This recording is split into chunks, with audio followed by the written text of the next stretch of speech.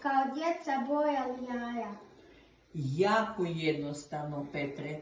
U moje vrijeme nije bilo toliko kemije i nije se puno boje kupovale, ali mi smo farbali u ljusci od luka ili kapule. Bilo je vrlo jednostavno. Evo, ti ćeš meni sada malo pomoći. Mi ćemo staviti u gazu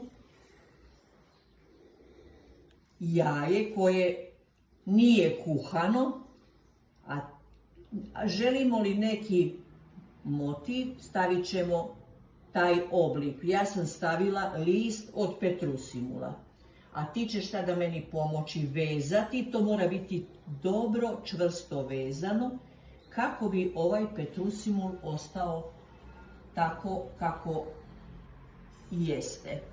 Ti sad baki ovdje veži na grob, čvrsto na grob. Bravo, tako.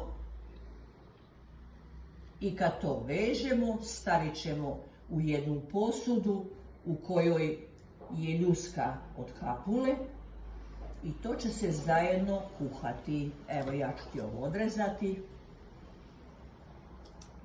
I sad ćemo mi to lijepo na laganu vatru. Ne smije se jako naglo kuhati jer će nam sva jaja popucati. Znači, onda će ljuska biti jako loše, a ujedno će i boja ući u jaja, pa nije dobro da to jedemo. Stavit ćemo to u luk i ovo ćemo staviti da se kuha na špaker. Kad se ovo skuha, skinut ćemo omot od gaze i jaje će evo ovako ispasti. Izvoli, evo, pokaži kako će ispasti jaje.